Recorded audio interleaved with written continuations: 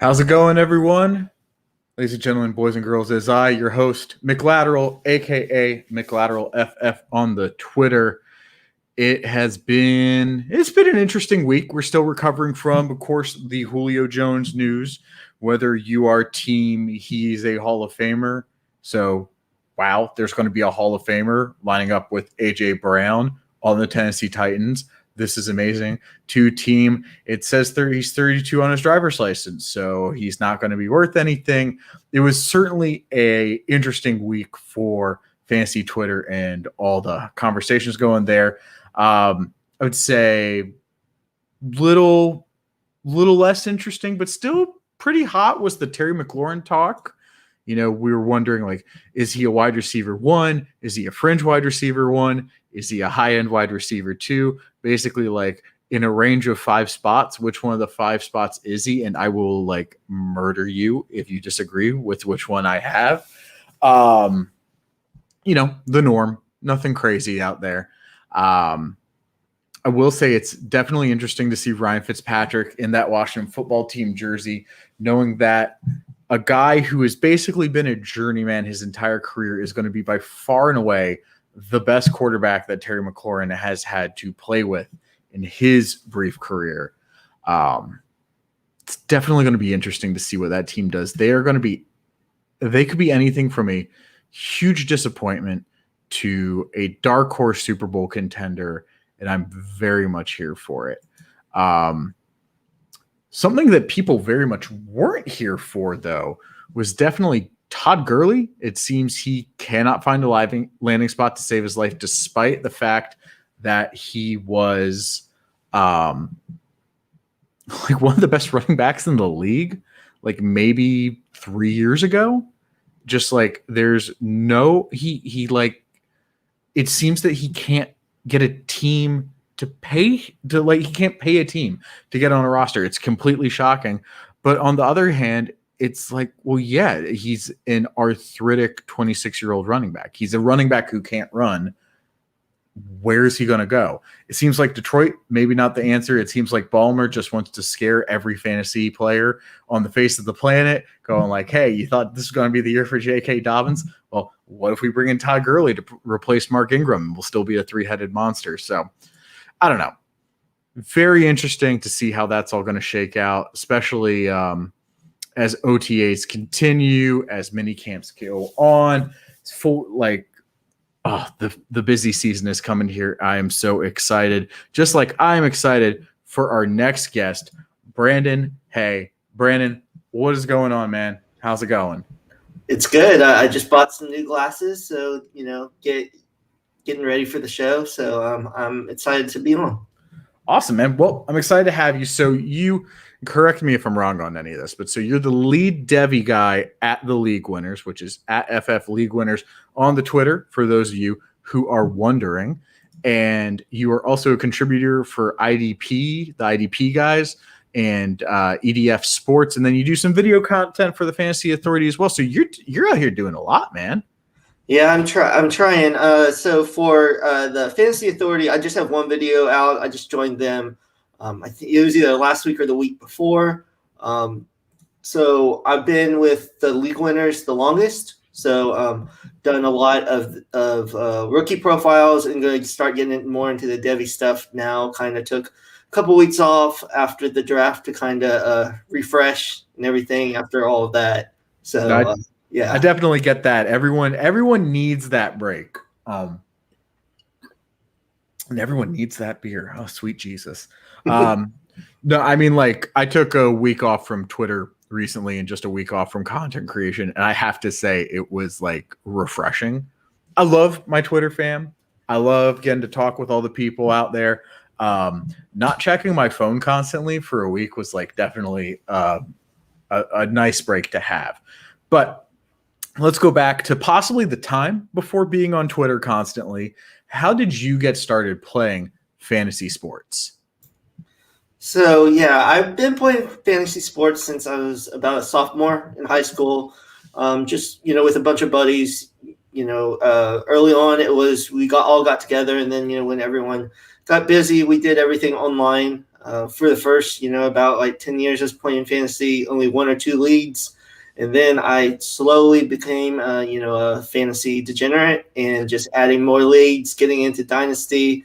In the last couple of years, I've gotten into Devi leagues. So the leagues have just been adding and adding, the longer I've been playing. When did you know you were going to become a fantasy football degenerate? Like, what was it like? For me, it was like, I want to be in a keeper league so bad. And the second I knew I wanted to be in a keeper league so bad, I was like, oh crap, I'm like completely committed to this. What was that moment for you? Mine was probably, there was a friend of mine that was in, I would say, 10 leagues, and I used to make fun of him for that. And once I finally passed him, I kind of thought inside, I was like, well, I'm past this now, so I guess that's me now, the fantasy degenerate. I could definitely respect that. Just curious, how many leagues are you in now? So let me just say, last year during the pandemic, I had a lot of too much time. So last year I was in 78 leagues. Holy crap! This year I've trimmed it down to around somewhere between 30 and 40 currently. 78 leagues. I do not know that I've ever heard of anyone being in that many leagues. That is beyond impressive. It was pretty horrific, especially I joined a bunch of redraft leagues I found out about Sleeper back in, I want to say March. So it was probably the worst thing for me. I just kept on joining leagues. And then, for Waiver Tuesdays were horrible. I immediately regretted that, a couple weeks into the season. So, I'm still bad about joining leagues, but I actually say no to people now. So it's understandable at this point. I think it's progress. So. Well, that's good. Speaking of progress, you start playing fantasy sports, and then you're like, I want to start creating some fantasy content. So how did you get started creating fantasy content? What was like your first foray into that world?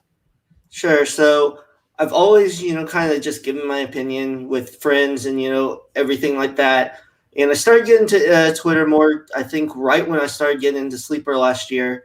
And then I saw earlier in this year in February, Tom about who runs the league winners, put out, on Twitter looking for writers. So I wrote to him and said, never wrote before. I don't know if I'm going to be any good at this, but, I wanted to try. Then he let me do a sample, and he brought me on. And, since then, just been, trying to do as much content, and have as much fun as I can. Well, that's awesome, man. And again, you're like certainly putting out plenty of content there with all those different ventures that you're a part of. Do you have any advice for a new content creator? Like, what are sort of the things you've learned as you've like started creating content?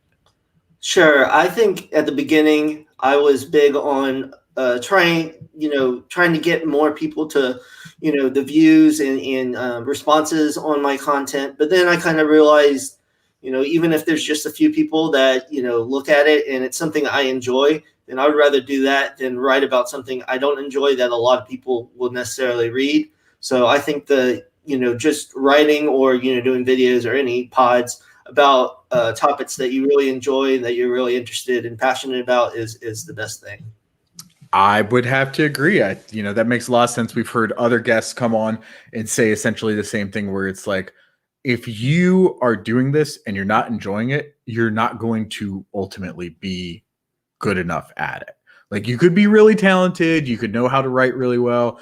You could know a lot of things about football, but your heart just won't be in it. You're not going to give 110%, and you need that in order to succeed in this.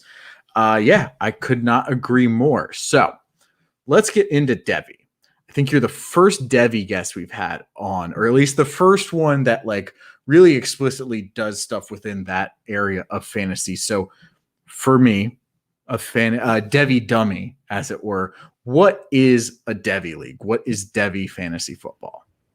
Sure. So it's just the next step after you join a dynasty league. As you know, in a dynasty league, you have a rookie draft every year. So on top of the rookie draft, you have a Devi draft, which can, vary. I've been in leagues where you only pick a few each year. I've been in leagues where you pick, 10 or 12. So you pick college players before they hit the NFL. And once they hit the NFL, they're automatically on your team. So there's two parts of that. So say, you start the year, say last year, and pick some Devi players. So the rookie year, this coming year, is obviously going to be depleted of some of those players. So it's depleted of some of those in the rookie draft, and then there will be a Devi draft right after that, which will be all the players that have not been picked in the coming rookie draft or past Devi drafts that you can kind of pick. So you're kind of it's a little creepy. You're kind of looking at 18-year-old players sometimes to get the ones you want to be on your team, and it's kind of hard sometimes because you're really forecasting 4 years in the future, but I think that makes it more exciting too. Okay, so that was actually going to be my next question then. So with that Devi draft that you're doing, the one of the collegiate athletes while they're in college, so is that like incoming freshmen, or can that be anyone that's in college as long as they're obviously not going into the pros that season? Yes, so it's anyone that's going to be in college. There are some Devi leagues that will even let you pick players in a high school, like Arch Manning or someone like that. But most of the one leagues that I'm in, they at least have to be an incoming freshman in college.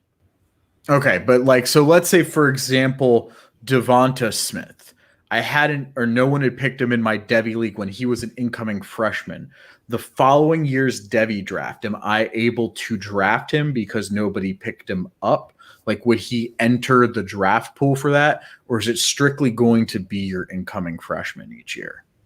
Yes, so it's everyone that's in college that has not declared for the draft yet. So awesome. Yes.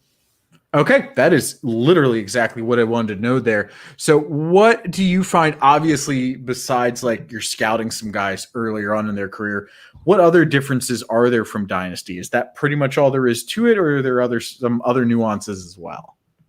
There's also, kind of how you want to approach the Devi draft. So do you want players that are going to enter the NFL sooner? So maybe you pick, sophomores and juniors that will enter earlier, or maybe you'll pick the higher upside guys, the freshmen that could be, a top 10 player in fantasy or the NFL.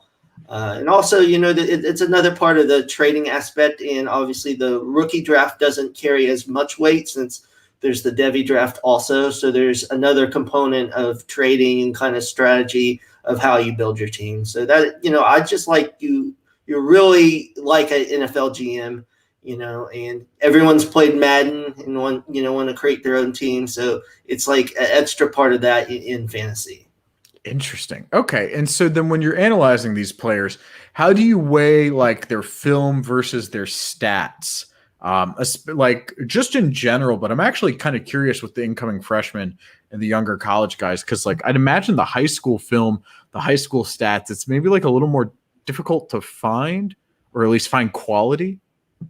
Right, definitely. So film wise, I've just recently really gotten into it, this year. So what I try to do on all my rookie profiles is I would watch, 3 games highlights, or, the all 22 or whatever I could get. Mm-hmm. And then I would look into the numbers too and kind of see if what I saw on film matches up with some of the analytics type numbers, and, vice versa. And I like to say that I'm at least well-rounded in that I will be in both, because I know those two sides in the fantasy football, Twitter kind of clash. So I kind of like to be in the middle.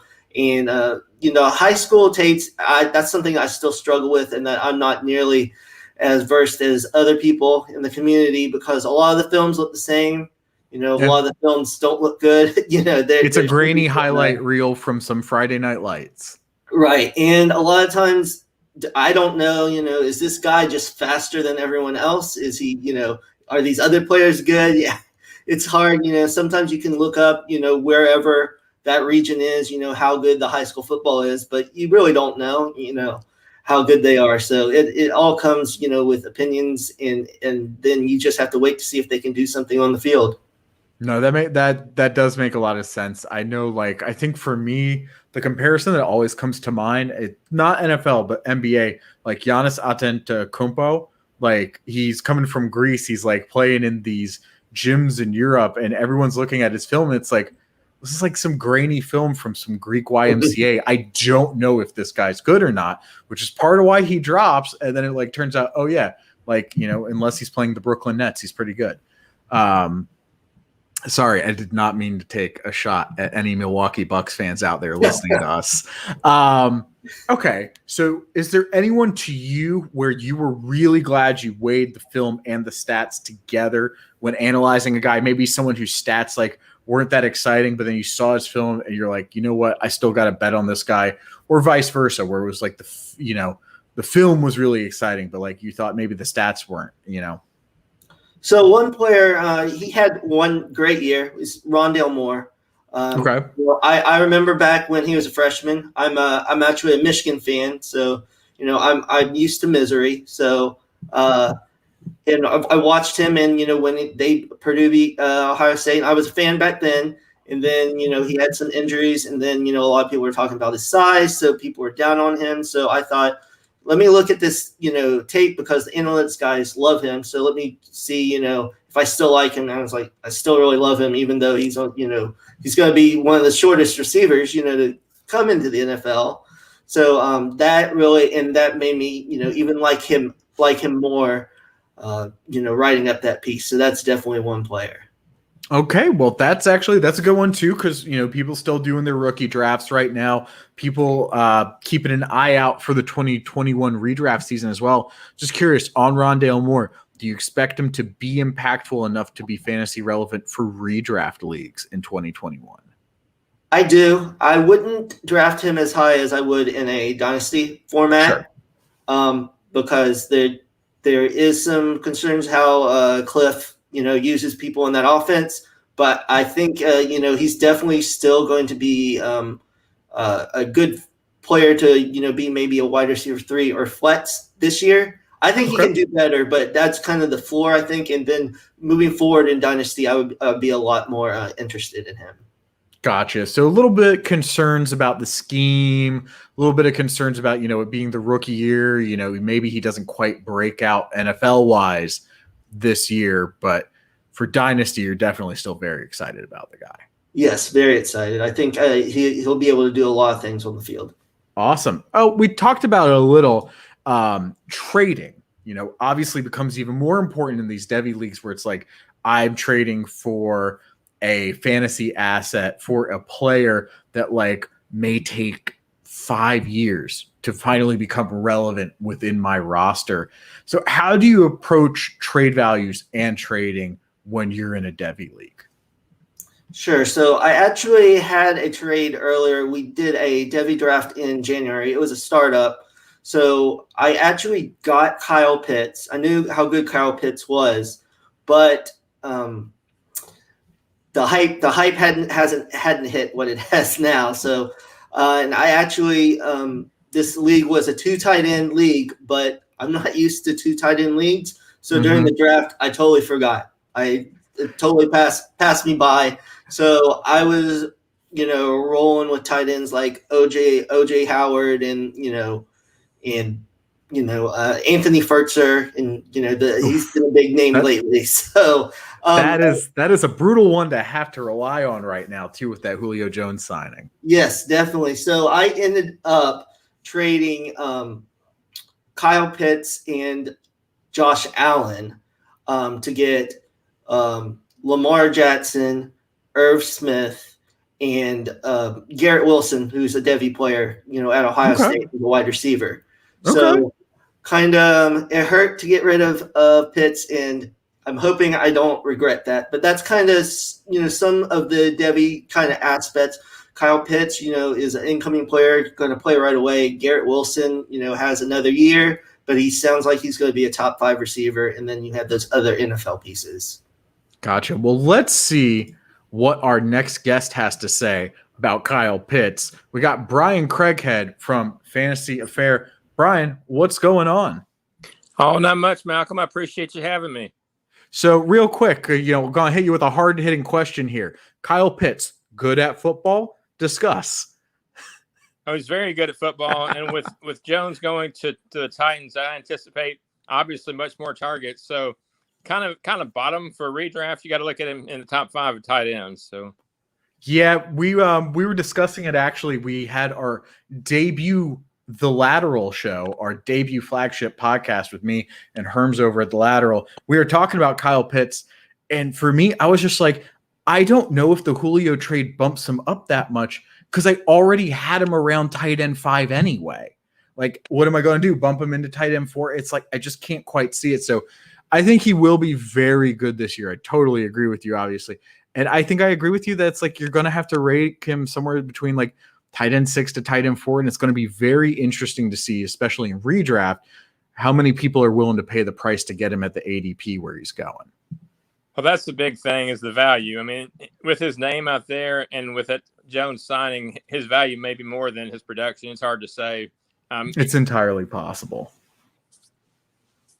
All right. Well, so Brian, awesome to have you here. You, of course, a fantasy football writer and podcaster for Fantasy Affair. That's at Fantasy Affair FF on the Twitter. Good friends of ours. You're also a writer at goingfor2.com and The Cut, which are at going for_2 and at The Cut FFB on Twitter, respectively. And then you host the Cash Crusade DFS pod, which is going to be coming this fall. We're going to get into that a little bit later. But for now, let's start simpler. Let's go back to the beginning. How did you get started in playing fantasy sports? Well, my first year, believe it or not, was 1994. And I was working with a buddy of mine at the Olive Garden here in Nashville, Tennessee, and he asked me if I wanted to join a league. I said, well, I don't know a lot about it. Back then, they didn't have all this computerized stuff, so we had to do everything with pencil and pen and paper and whatnot. But he asked me to join, and actually, before I joined, they had one draft, and I don't know if he intentionally messed up or did it on purpose, but he had the first. It was supposed to be a snake draft, and he had the very first pick in every round. So. Oof. After 2 weeks, he was completely, totally dominating the league, obviously. Yeah, and they did a redraft, so I joined it then.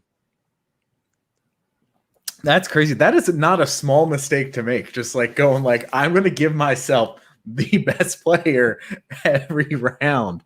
I don't think I've heard of one like that. But again, different time. You don't have ESPN's app automating everything for you, or Sleeper taking care of all the ADPs and stuff, giving you the rankings. So how'd you get into creating fantasy content then? Well, that's a little bit of a twisted story that most people can't probably have the same story. So first of all, I had a Twitter account since 2011. Oh, wow. And then in 2017, I have chronic kidney disease. So I'd kind of gone through all of my siblings, my friends, family members, and was in need of a kidney. So basically, I got onto Twitter, got onto Facebook. And as it turned out, I found out we had joined a kidney support group out of Louisville, Kentucky called Mulligan's. And we found out about a story about a horse trainer from California that was in need of a kidney. And he had the favorite in the Kentucky Oaks, which is for 3-year-old fillies, the day before the Kentucky Derby.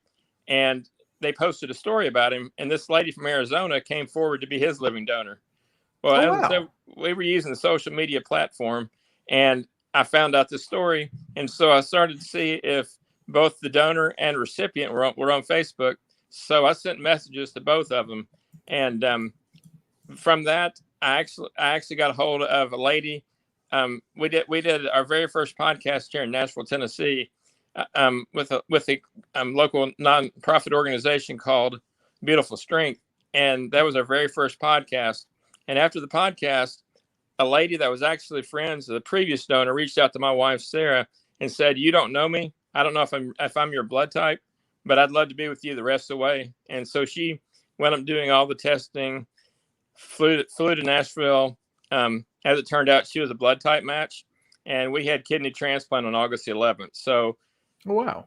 How did I get into it? I was already on Twitter, and like you said, FF Affair. They had a tweet out there about needing some contributing help, and so I reached out to Matt Reiser. He's also known as Matty Daddy on Twitter. He's a good man. He is watching. Last I checked, too. Saw him in the comments earlier. I told him I was going to give him a shout out. I like his Twitter handle, and he's constantly busy. Is Matty Daddy 2652, and he's become a mentor and a really good friend. So. No, he is awesome. I actually did a spot with him a couple weeks back on Tyler Boyd, taking a look at his outlook for redraft, and he is awesome. He's definitely one of the best in the community. So not a surprise to see you having a great experience with him as well. So you've been doing this for a while now. Do you have any advice for a new content creator? Well, I've been doing it since week 5 of last year. And the important thing is there's never a job that's too small. You know, we all love doing this podcasting thing. It's putting our face in front of the camera. But keep in mind that you can write, you can edit. If somebody puts a posting out there, hey, we need help over here, never hesitate, because like you said, I started out with FF Affair. Here recently, I decided I'd transition to going for 2 to fantasy baseball to kind of broaden my horizon. Okay. And then most recently, I've joined the Cut. And so, you know, like I said, always put your name out there, put your name in the hat. And, you know, the worst they can say is no. So, you know, be willing to work hard and be willing to be the jack of all trades. So I love it. Great advice. The worst they can say is no. I think sometimes people forget that. I honestly, I remember when Herms and I were starting the Lateral, which kind of really started from him wanting to just get in the fantasy space more and more. And I was like, well, I like writing. I would like to write more. So I'll go ahead and be part of this journey with you. And he had some hesitancy. I'm like, dude, the worst they're going to do is tell you suck and not listen to your stuff. There are worse things in the grand scheme of things. The best case scenario is it turns out you're actually good at this and you can continue to do it for a living. And so we haven't looked back. I think the advice that you gave there, absolutely fantastic. So we've talked a little bit about your struggle with the kidney disease and your perseverance through that and how you got started. So Cash Crusade, we're going to jump to this and then we'll get into the fantasy football stuff. What is Cash Crusade? Tell me a little more about that. Okay, so obviously from my experience with living kidney donors and all that, it's my responsibility to pay it forward.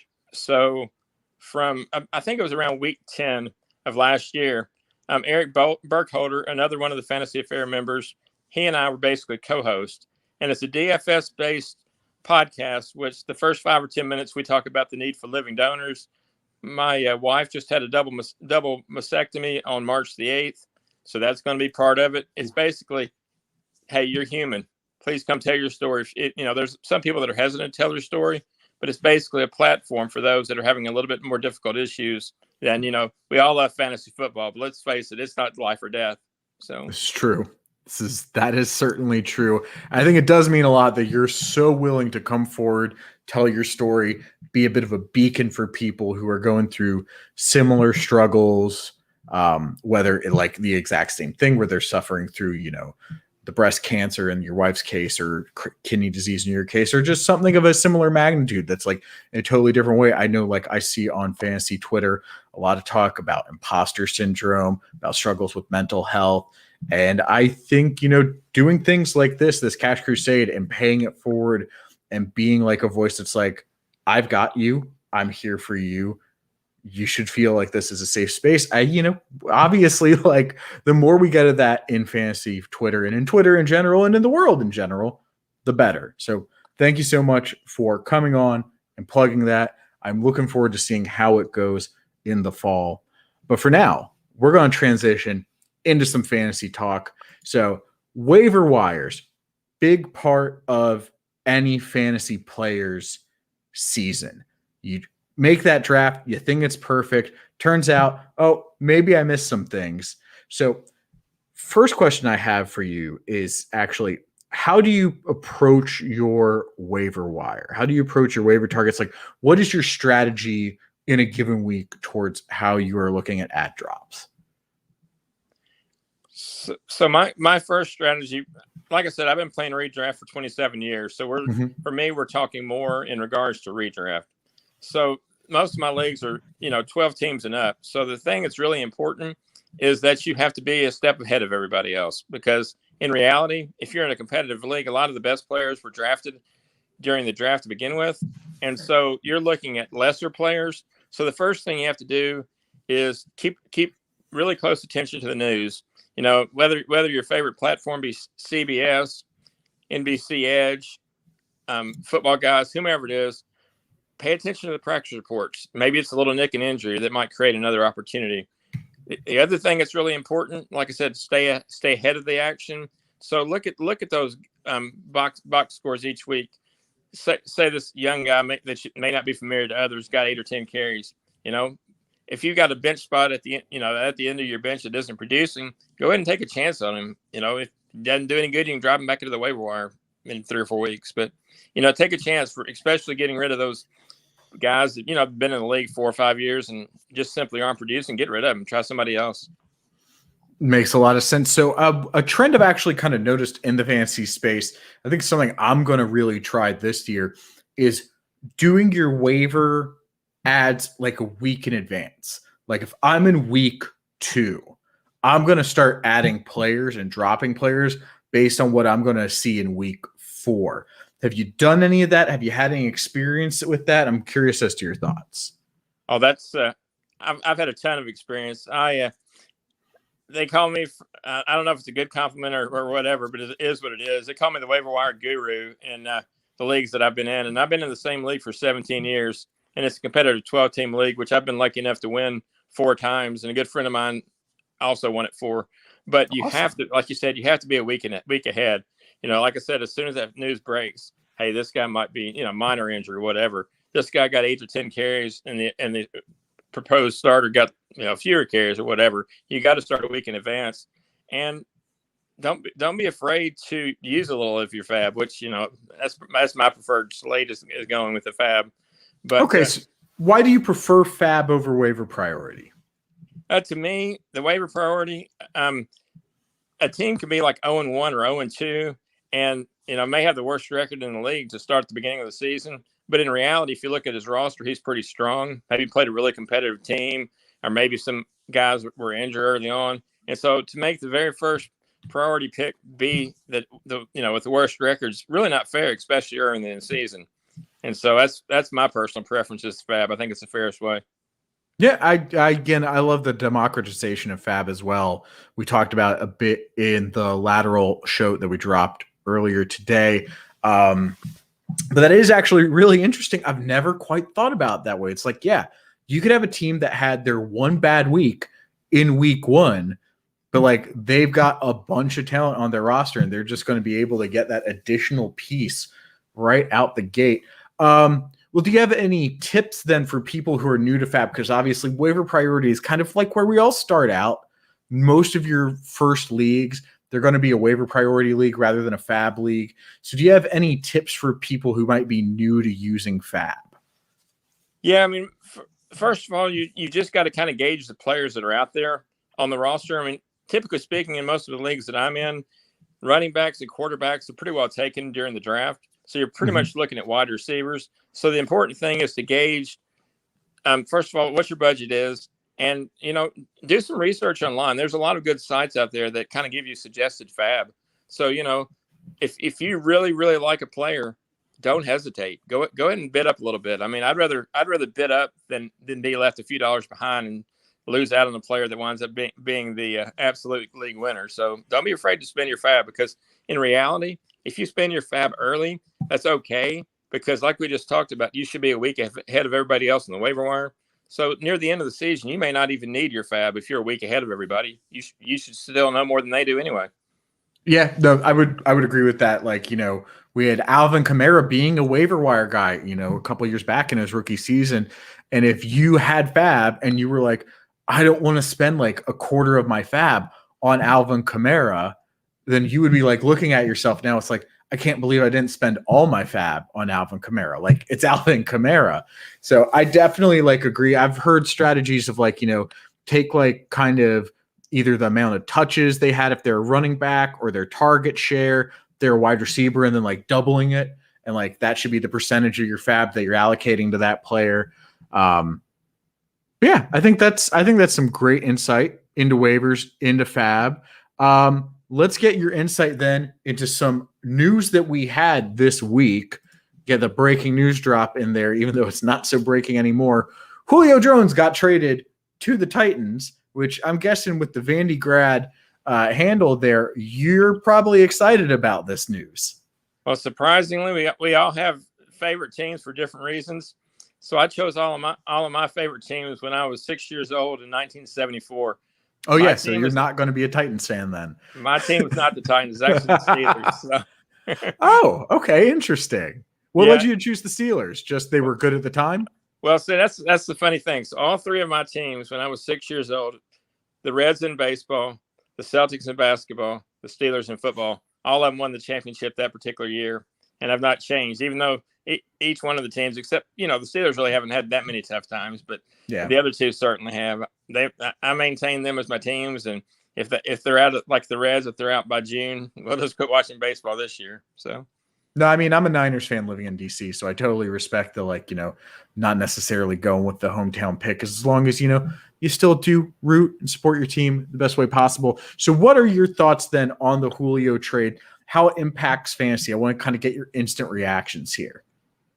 Well, in terms of that, I kind of think Jones is basically kind of just stabilized. I mean, I think it's just a lateral move to him, to be perfectly honest with you. The one thing to keep in mind is over the last few years, Jones's average depth of target went from 14 yards per target down to just barely 11. I think it was 11.3. And so he's been quoted as stating that the reason he wanted to join a new team, or part of the reason, so he could get deeper passes and deeper balls. Get that big arm. But the thing that's really interesting about Tannehill is that last year he was actually 27th in completion percentage for passes over 20 yards. So I'm not sure. And his average depth of pass was actually only 8 yards, which is 16th in the league. So if he wanted to go to a team that was going to give him more deep balls, I'm not sure he went to the right one. Interesting. Well, so Brandon, what are your thoughts? How do you think the Julio trade impacted Julio Jones from a fantasy standpoint? So I agree to a point about it's somewhat of a lateral move. One thing I would say is one thing that Julio never could seem to do in Atlanta was get touchdowns. He would get all the catches, all the yards, but they just wouldn't target him in the red zone. I think he'll get more of that in Tennessee. I think Tannehill will target him, him and A.J. Brown, big bodies. So, but I don't think, I think Julio will still have a good year, and this was probably a good spot for him. I think much better than, the rumors about New England. New England's an interesting one because it's like, if you believe that there is something in that QB room, there is no competition, I think, necessarily for him for targets. Like Bill Belichick's brought in and utilized an alpha wide receiver before. If he had a chance to get Julio Jones, there's no reason he couldn't just turn it into Randy Moss 2.0 over there. On the other hand, if you don't believe in the quarterbacks that are there, it's like alarm bells everywhere. So I would agree, Tennessee, there's no alarm bells really, at least. There's maybe some red flags, as Brian pointed out, but you're still like overall pretty hopeful about the player. Whereas like in New England, it would become a much wider range of outcomes. So real quick, Brian, what is your ranking then for redraft for Julio Jones at this moment? He's a bottom half wide receiver too to me, somewhere between the 18 to 22 range. Okay, what about you, Brandon? Where are you putting Julio Jones in redraft right now? So I would say more at the top half of wide receiver 2 with an outside chance of being a fringe wide receiver 1.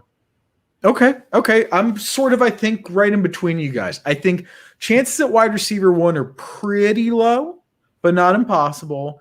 I've got him probably right around wide receiver 14. I'm probably going to be keeping him there unless there's some other major developments. I get where Brian's coming from. I do think the ADOT piece is interesting. So something to definitely keep an eye on as we get closer and closer to the season start. Now, going to throw out another player impacted from this trade, A.J. Brown, Julio's partner in the wide receiver room. Brandon, going to start with you here. How do you think this trade affects A.J. Brown's fantasy outlook for 2021?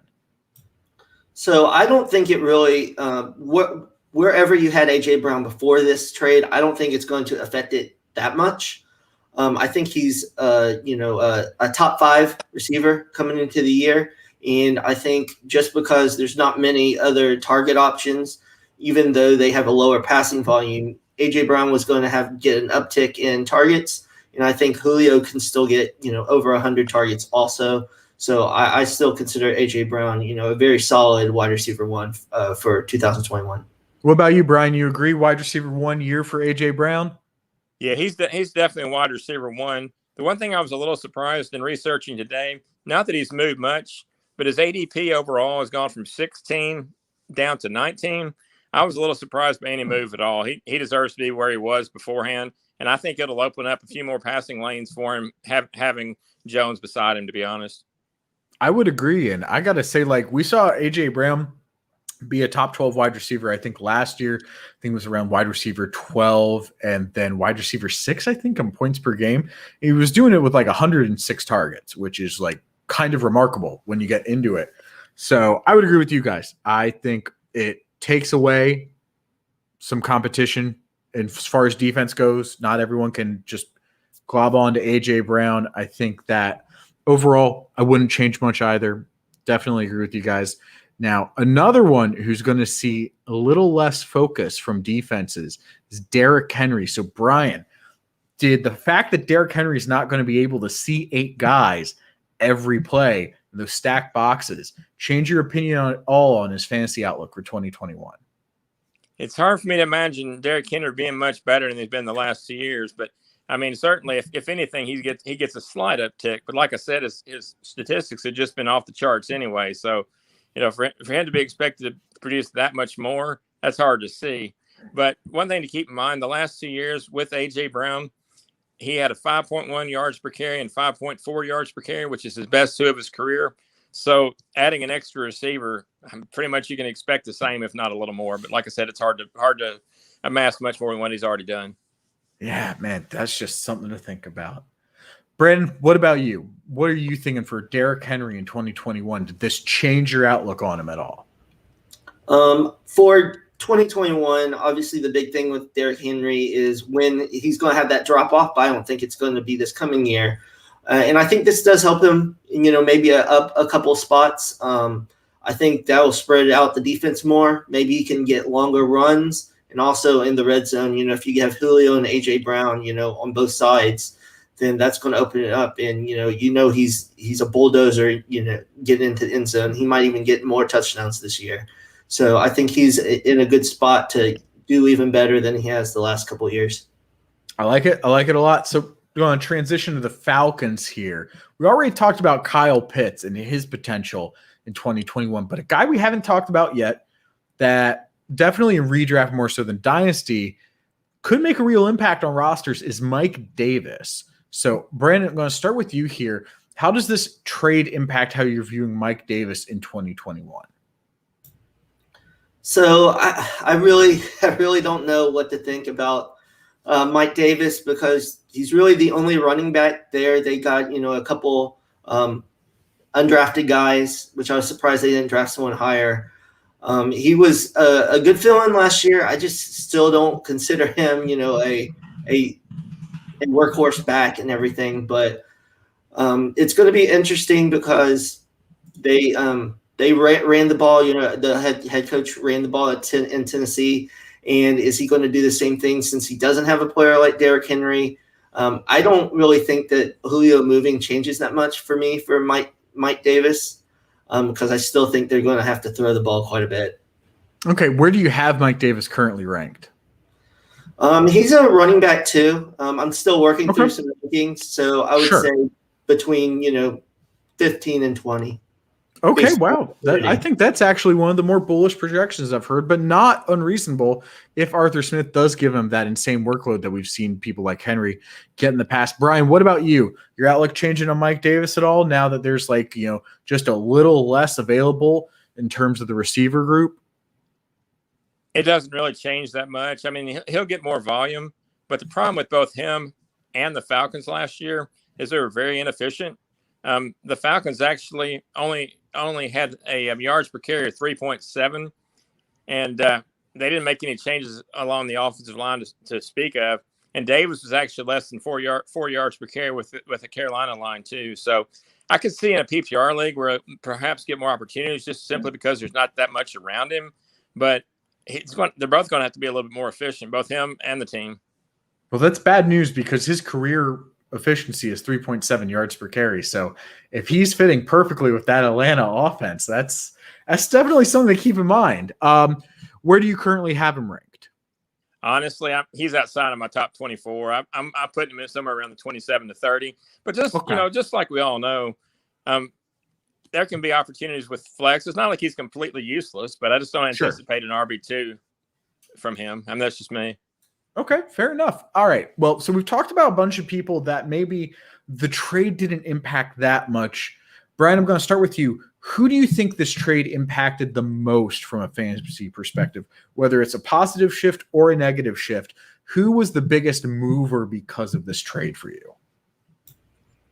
I'll actually go with two. I think Anthony Ferkshire, I never loved him to begin with, but he got 57 targets last year.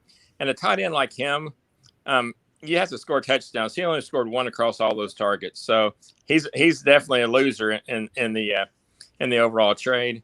And the winner to me has to be Calvin Ridley. There'll be more coverage against him, but at the same time, in 7 games last year without Julio, he had 5 100-yard opportunities. I think his touchdowns increased. So Calvin Ridley's my winner. Okay, definitely. I think those are pretty reasonable takes.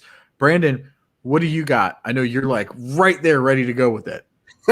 Yeah, so I would go with the quarterbacks for loser and winner. Loser, I think, is Matt Ryan, because anytime you lose a player like Julio Jones that he's depended on so much, and when Julio has missed games, he's tended to struggle. And the winner is Ryan Tannehill. I think even without Julio, he was a borderline QB1, with his great efficiency and all of his touchdowns and low turnover rate. And adding Julio is just going to make his stock rise even more. Yeah, I couldn't agree more with that. I think that's plenty of Julio news, so we can move on to something else. DFS, both of you guys have some experience with this, so I'm going to ask you. I know it's a little early. These things depend a little on the algorithms, a little on how the pricing structures work, but what is a stack you're currently eyeing in DFS for 2021? And I'm going to start with you, Brandon. So this one's tough. I mean, it is so early, but I think one that shouldn't be too pricey and should have great results is Kirk Cousins and Justin Jefferson. I think that could give you some great value. I like that one. I like that one a lot, especially because I think Kirk's pretty underrated as a fantasy QB. QBs were the focus of the podcast we dropped earlier today. And Kirk Cousins is still going like around QB 18, QB 19, somewhere in that low teens range. Or is it high teens? I think it's high teens is technically the term. But like last year, he was QB 11. And so it's like, are we really expecting Kirk Cousins to get that much worse? I think if you can get him cheap enough, which is not unreasonable, then pairing him with an elite wide receiver like Justin Jefferson, who last year at least was definitely elite. We'll see how his career continues, but it'd be tough to mark the best rookie receiver basically of all time as anything other than elite, at least after that. Brian, what about you? What's a DFS stack you are eyeing in 2021? I'm going to go with a couple plus one you'll just absolutely love. All right. Love it. So I think Dak, especially early in the season, Dak coming off his injury may have some value, because I think, typically speaking, like DraftKings, which is one I prefer, they start out your value pretty low and then work its way back up. So Dak with either Lamb or Cooper is perfectly fine. Then the other one I really like is the Chargers. I mean, I like Herbert, Allen, but you can also throw in Eckler. That may be a heck of a trio there to work off of. And last but not least is your man, Fitzmagic and McLaurin, because I think Fitzmagic will be kept pretty low in regards to pricing. And that's it. As we all know, the $50,000 salary cap that you start with, you can't start a complete roster of all-stars. Sometimes you got to go for value, and I see value there. I definitely think at least early in the season, Fitzmagic should provide you some value. I think that is definitely a good one. I think Terry, obviously an incredibly talented wide receiver. I have concerns about Fitzmagic's long-term view. Again, he'll be the best quarterback that they've had in a while, but There's a reason he's a journeyman. There's a reason he's struggled to stay with teams for a while. Some not quite his fault. Like, again, I think was getting the job largely done in Miami last year. But yeah, I think to start out the season, he's going to be cheap. I think you're definitely onto something there. So you talked about how DraftKings is a platform that you prefer. What are like 3 tips you have for a new DFS player, Brian? Well, first of all, you got to figure out, just because I talked about DraftKings doesn't mean it's perfect for everybody. So Sure. The first thing you have to do is try out some different platforms. One thing I know, being very familiar with DraftKings, is they have a lot of free games out there. So you don't have to invest money right at the beginning. Try out the games. Try out what you like. Yeah, you're not winning that money right off the top of the bat, but at the same time, you're allowed to improve your game, make yourself more competitive. And, that's just an opportunity. Second one is value. Like we just talked about, you can't have a complete roster of all-stars. So you have to realize that, about half your players are going to be lesser in value. So like for me, a tight end is usually one of those value places. The defense, I mean, there's just certain things that you can continuously use. And then the third thing that's really important is please don't forget about matchups. Maybe running back A has a much better matchup. Say he's facing the 30th ranked defense against the run. You can pivot him, even if like in a seasonal league, if you might like the other running back better. Nice thing about DFS is you can go from week to week picking matchups. Whereas in a seasonal league, you'll be stuck, not that it's a bad thing, but you'll have the same roster, which, it's really hard to move from one player to another. You pretty much got to start your stars no matter what. Yep, makes a ton of sense. Brandon, what about you? What are 3 tips you have for a new DFS player? So a lot of these are going to be a little repetitive, so I'll try to come up with some new information. But I agree, based on the platform, I started out using FanDuel, and I started using DraftKings. I do like DraftKings better. I think it has a nice variety. There's, for example, you can do captain where you pick one player and they get double the points, and then you pick the other. It's a smaller lineup, but it's, a variety. And I think another thing is just know what strategy you want to do going in. Like Brian was talking about, you can't have an all-star team. So do you want to make sure you get, really good running backs, high-priced running backs, and then take the sacrifice, of tight ends and quarterbacks, but just go in with a plan so you can kind of keep with that budget. And, like Brian said, look at the matchups. You don't necessarily need, Patrick Mahomes or, Derrick Henry, those high-priced players. Sometimes the matchups will provide better value than actually going for those superstar players. Awesome. Makes a ton of sense. Love the advice you guys just gave us. I'm sure that the viewers are going to be able to take that and turn it into some real money this season as DFS kicks off once week 1 rolls around there. Do we even need to wait week 1? Like, we can start spending some money once preseason hits, right? Like, is there a way to get DFS for mini camp? That's what I want to know. Like, let me know if like Elijah Moore is like really going to the moon. Like, can I throw him in some stuff? Speaking of Elijah Moore, speaking of some rookies, hit that segue right there. Who is an under the radar guy from the 2021 class that you think everyone should be keeping an eye on? Brandon, going to start with you here. That's tough. I guess you just mentioned Elijah Moore. I guess he's not under the radar anymore. Probably not anymore. So this guy is super under the radar, but Chris Evans, he's a running back from Michigan, and he's going to the Bengals. They don't really have a second back now. I think he's more of a slasher pass receiving back, and we know with Joe Mixon, he has injuries, so I think he's a fine stash at the end of your bench, and then he could really come in handy later in the season. Okay, and you're not concerned about Puka at all? That's always a concern, also, but I think Chris Evans has a little more size and can do a little more running between the tackles if there's an injury. I just don't know if Puka could take over that full role. And as we know, he can do this all day because he's Captain America. Brian, on to you. Who is an under-the-radar guy from the 21 class that you think everyone should be keeping an eye on? Honestly, I wish I had as good an answer as Brandon, but my guy is Trey Sermon.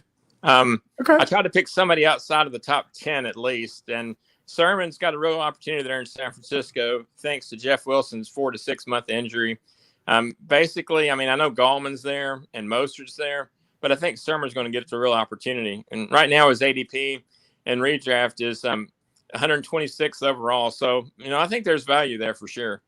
Yeah, I would say that as a Niners fan, I can guarantee you at least one running back in that running back room is getting injured. I mean, we already have Jeff Wilson getting injured, getting out of a chair. So it's really like that kind of just puts it all into perspective. I think Raheem Mostert will get injured at some point this season. I'm like, in best ball, I'm kind of really into Raheem Mostert because I know he'll get me like a couple wins potentially. But in redraft, I'm much more nervous about him. He's got the talent still, but like the wheels fall off at some point every year. So you talked about Trey Sermon a little. I'm going to hit you with this one. What are your thoughts on Elijah Mitchell, the other running back that they picked up in the draft? A lot of people were like, interesting that this guy was such a phenomenal pro day, fell all the way to them in the 6th. He's another guy, especially in Dynasty. He'd be a little hard. He might be a waiver wire pickup off, in redraft. It'd be hard to, especially for 12-team leagues where you're only looking at 16 to 18 players on your initial roster. Sure. I think it's a little hard to roster him in redraft, but at the same time, he should be one of those guys you monitor real closely to be a week or two ahead of everybody. So in Dynasty, I think there's a lot of value there. Awesome. Well, I'm happy to hear that again as a Niners fan, because the more that they have talent, the better that hopefully they will do. We talk about looking a week or two ahead. Let's look a year ahead. Who is someone from the upcoming 2022 class that everyone needs to be watching, even if they're not in a Devi or a Dynasty league? Redraft, if you're a step ahead of your league mates and you're keeping an eye on some prospects, it can really pay dividends. It could, allow you to bet on Pat Mahomes a little earlier, stuff like that. So, Brian, who is a guy from the 2022 class that you're like really excited about?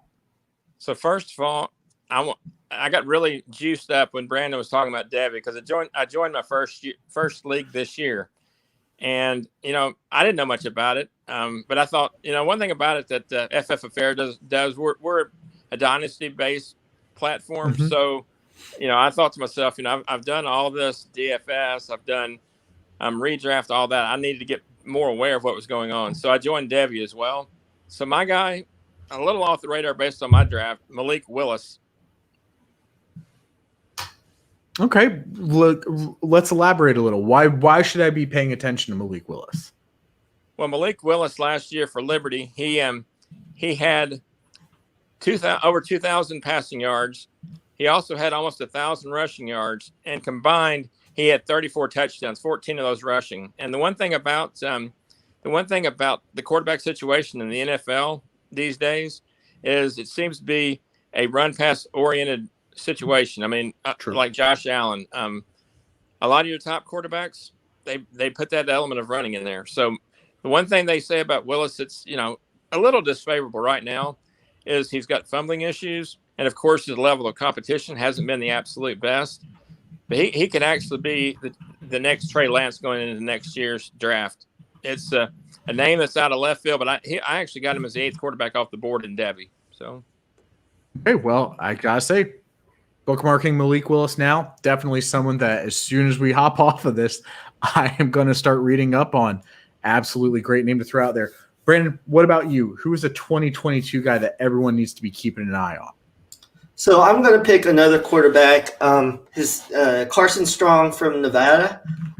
He's totally different than Malik Willis. He is not nearly as mobile. But he has great footwork, and a big offense. He's going to put up big numbers there. And there's not a third quarterback really set for 2022. After Rattler and Howell, so there's a possibility for him to move up. And with a quarterback like Matt Jones going in the first round, I think that could be very similar with Carson Strong because that a pocket passer that's accurate, that can throw the ball all over the place can go in the first round. So even though the NFL is moving towards the more mobile quarterbacks, still those pocket passers can still go in the first round. Okay, that's definitely another one that I'm going to be looking into as soon as we get off of here. The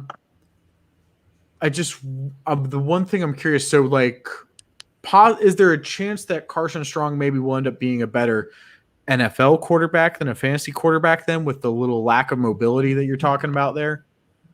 That's always a possibility. I think with how quarterbacks go, especially in super flex leagues, you're always looking for another quarterback to add to your depth chart. So I don't necessarily know if he'll ever be a top 12 quarterback, but he could be one of those that could be your second quarterback or even third for bye weeks. So I think he definitely has a lot of potential. Awesome, love it. All right. Going to throw out wild card at you guys. This one was not on the show sheet. No prep for this, but I think you can handle it. And that's because I want to hear about the guy that you think is not getting talked about enough leading into this 2021 fantasy season. It can be for Dynasty. It can be for Devi. It can be for redraft. Just like one player that you're just like every day, why aren't people talking more about this guy? So Brandon, I'm going to start with you, and then I'm going to go to Brian. Who is that guy for you?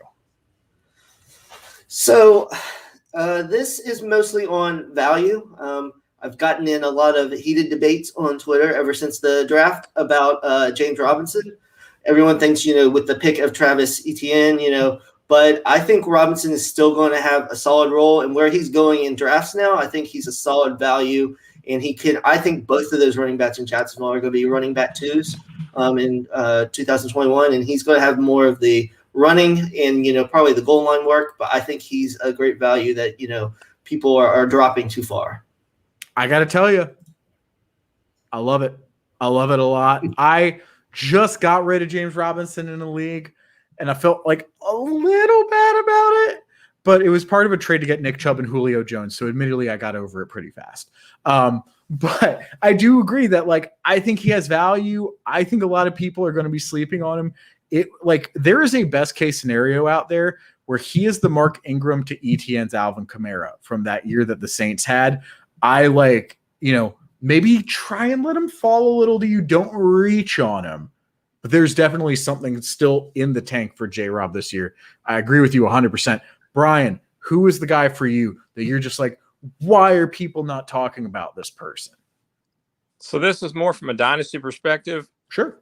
I like Nico Collins from the Texans. Love it.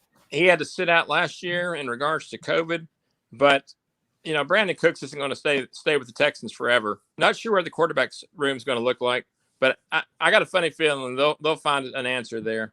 And Nico's going to be the best opportunity long term.